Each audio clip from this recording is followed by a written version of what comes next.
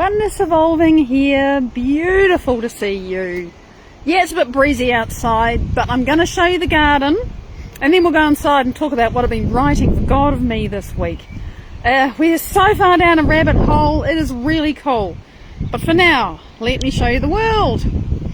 This is the part of the world that I am still massively enjoying. It's so colourful. Look at Lotus Lake, that's its name. It's a pelargonium, otherwise known as, people often call these geraniums, but they're not.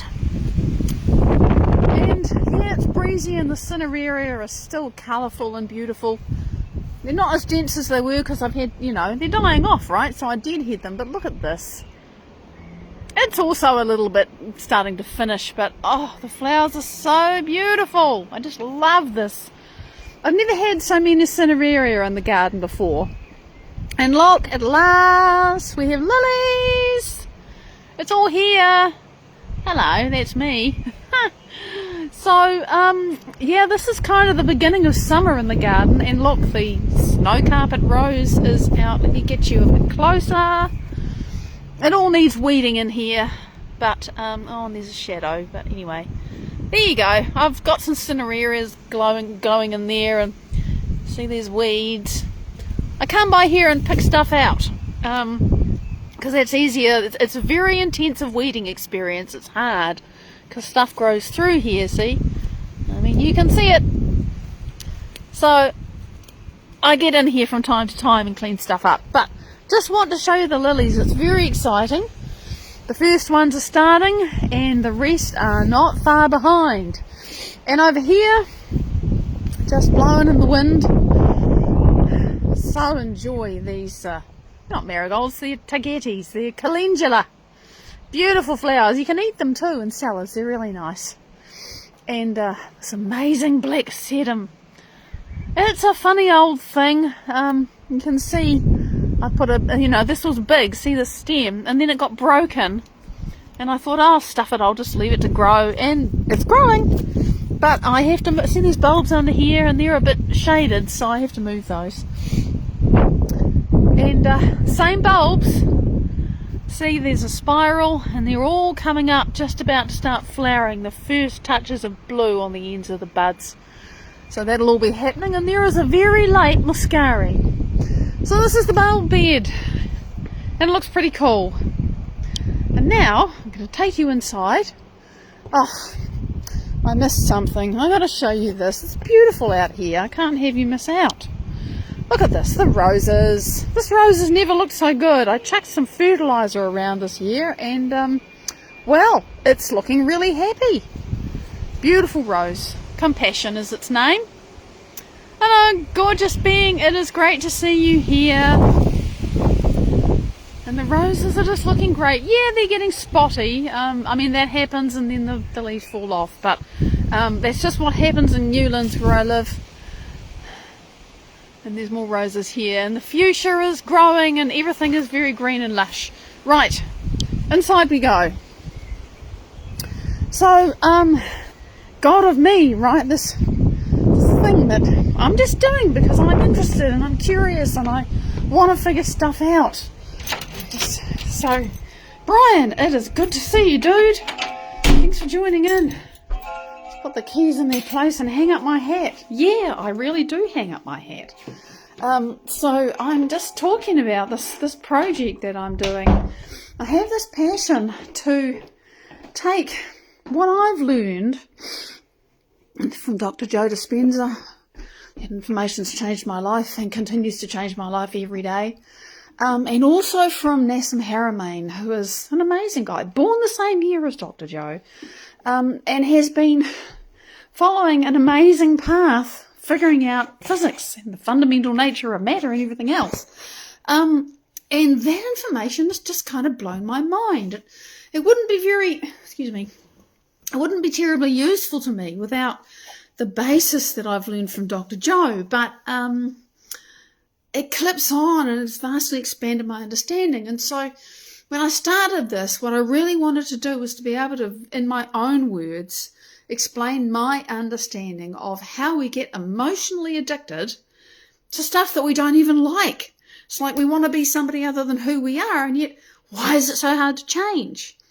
And from Dr. Joe Dispenza, I've learned why it is so hard to change, and I just wanted to write it out and explain it in my own terms. And that's what God of Me started out being. And then it was like I just thoroughly absorbed that model, and I love it, and I work with it every day. And then I wanted some more information, and long story short, I started learning from Nassim Haramein, and it blew my mind. And you know, back in the days when I was doing a live every day, I used to do a live every day. Did that for 2 solid years, and then I took it down to once every weekday, and then I stopped. And the reason I stopped, I finally realised why I stopped, and it was a shock. So just one day I just thought, I've got nothing else to say, I have to stop this, I'm done. Was because really all of that time that I was doing a live every day, I was digesting what I was learning from Dr. Joe about the science of emotional addiction and how we get stuck in ourselves, and we can't change, and we try to change, and we just go back, and willpower isn't enough, and all of those things.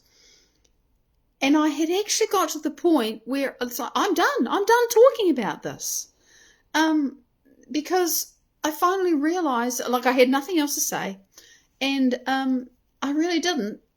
And I understood that I was kind of feeding people the same information, and nothing really was changing. And I wanted stuff to change. I wanted people to change. And that's fine. People have to choose to change. But I realised I was stuck in a hamster wheel, and I had to stop. So I stopped. And when I started this God of Me project, and all the time in the middle of all of this, I developed this vision, because I was connected with and working with some people in Africa. And I just had this huge understanding that they had no access to this information that was so vital to me. And it wasn't just that, you know, they had poor internet connection, because they did, but things like, you know, you think, oh, I want a $10 subscription so that I can get information once a month from, you know, from Dr. Joe or whoever. Well, to do that, you need a credit card. To have a credit card, you need an ID papers. To need ID papers, you need money to pay for them. And we're talking third world countries where people don't have that. And so this, long story short, this crazy idea was born that somehow I want to make this information available to them, because there's an awful lot of people around the world who don't have a credit card. They may have a phone. If they have a phone, I want to make that information available to them. And, you know, they've got to somehow have bandwidth. But what I'm doing is going to be very light on bandwidth. This is just my vision for God of Me. Because I want to be God of me. I don't want to be God of somebody else. I want to be God of me. I want to be my own boss. I want to be able to call my own shots. I want to be able to change my life. You know, that to me is God of Me. It's nothing to do with religion.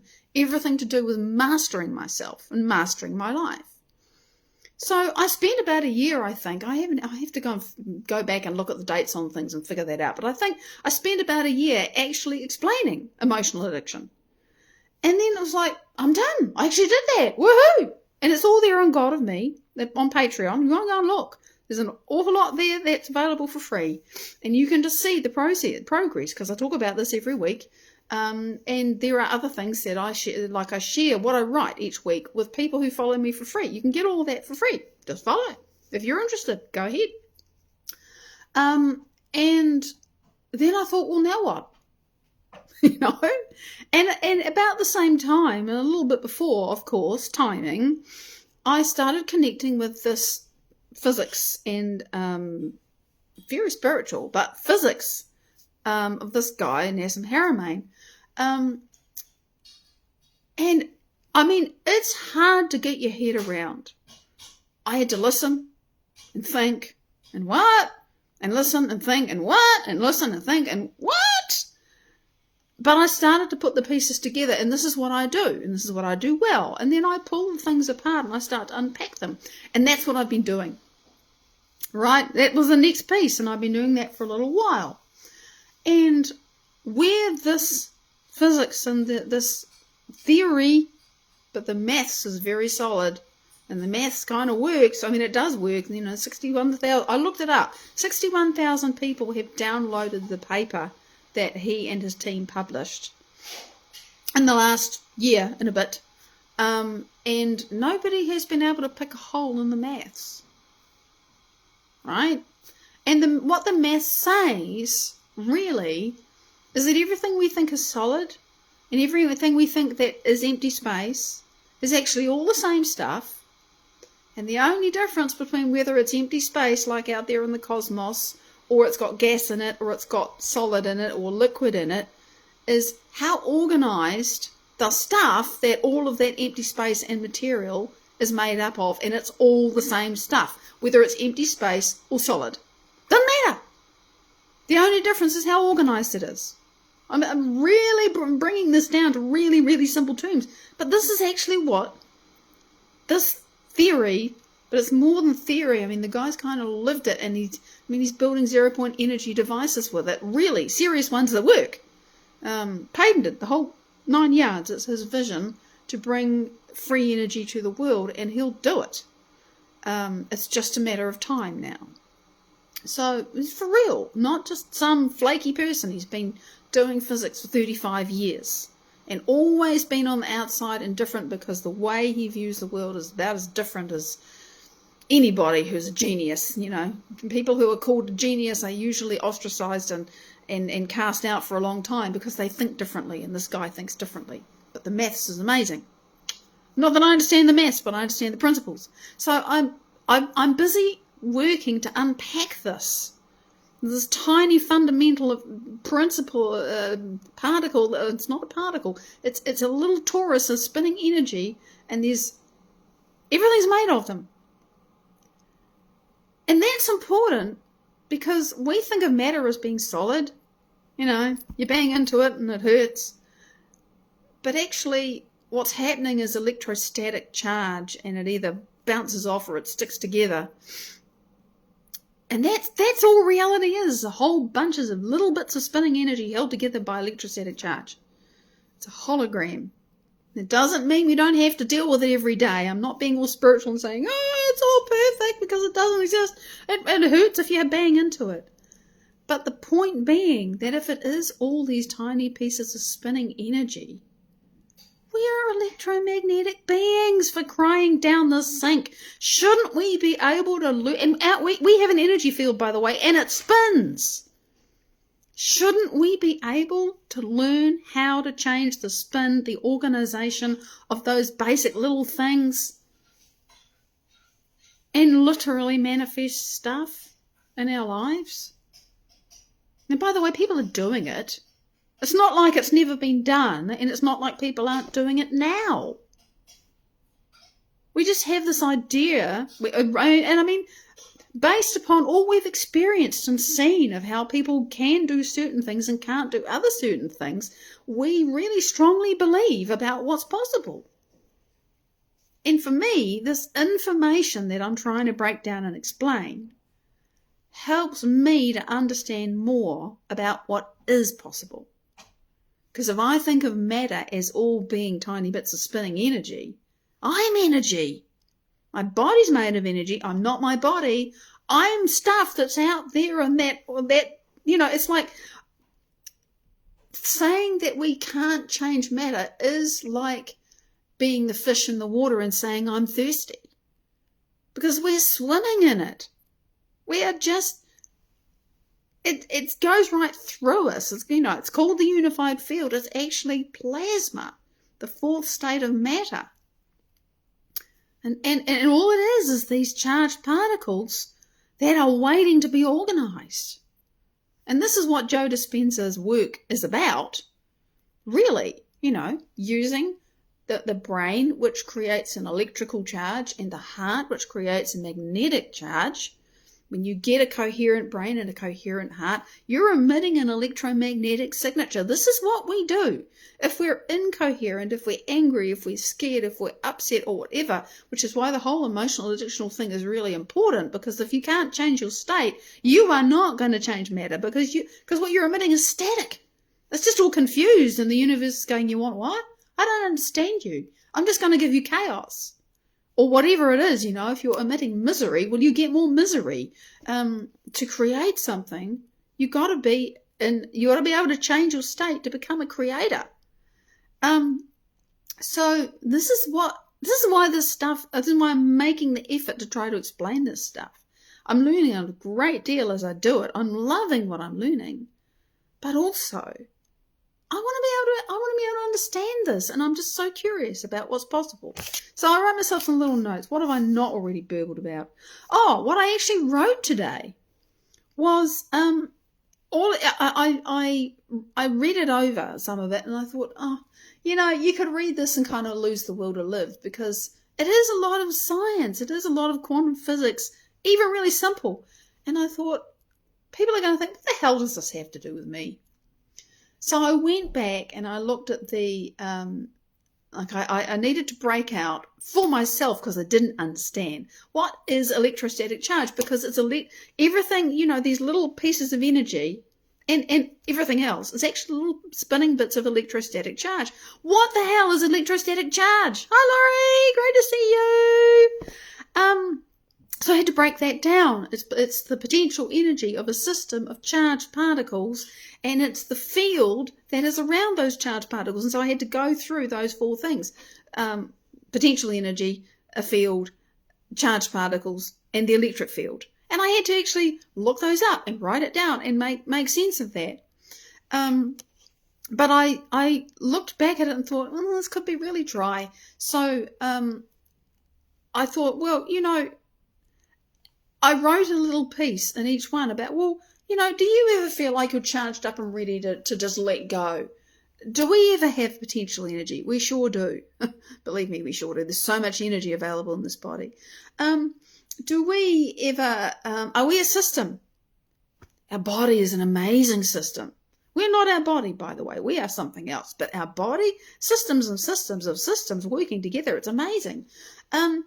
Do we have a charge? Yeah, we do. Actually, we have a negative charge at the bottom of our body and a positive charge at the top of our body. The whole body human energy system is a magnet.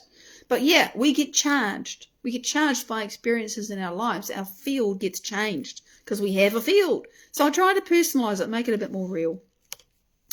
And the piece that I wrote was what I really raved about, because it's something I didn't want to miss. I mean, it's the whole point we're doing this. The whole point I'm bothering is, if everything spins, and everything does spin, from Planck spherical units to protons to atoms to planets to stars to black holes to galaxies to the universes, multiple, everything spins.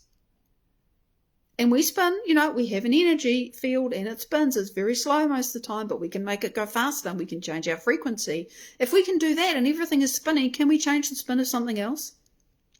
And by the way, if we're in the sea of stuff that can become matter, if it gets the right information, can we put that information into the sea of stuff and make it turn into something? How does that happen in nature? Well, a tornado, a hurricane, better example. A hurricane comes together because certain things make the air and the water start to spin. It's not from nowhere. There's a force that's exerted and then the thing starts to spin. If you have a top and you want it to go, you have to wind it up and then you have to let it go and it spins. Something initiates that spin. The water in your sink doesn't start to spin until you pull out the plug, and then there's gravity, right, and makes it go down. But the reason why it spins, I learned something new today, is because of this thing called the Coriolis force. And what that is because our planet is spinning. It affects everything on it. And that's why the water spins when it goes down the plug hole. And it spins in one direction in the northern hemisphere and in the other direction in the southern hemisphere. And I believe there are exceptions to that. But in general, because of the Earth's spin, that's what happens.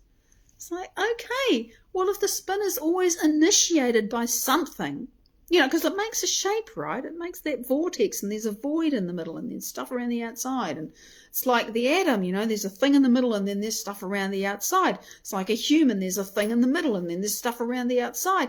Well, can't we do something to initiate that spin ourselves? That's what I'm interested in. That's what I want to learn how to do and figure out for myself. And Dr. Joe has taught me so much.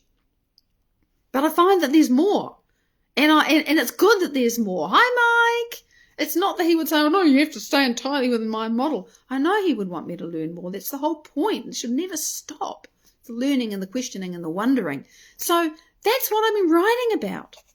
And I made this little thing. Can we go where those tiny little pieces of spinning electrostatic energy are and change how they spin?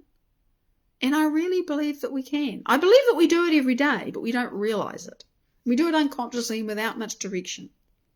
If we can actually find a way to exert our influence at that place where matter can form from, well, then we can change matter. And remember, it's not like nobody's doing it or done it. So many stories. I don't believe they're all bullshit. I've really come to believe that they're real, and we're the ones who are deluded into thinking that we're limited.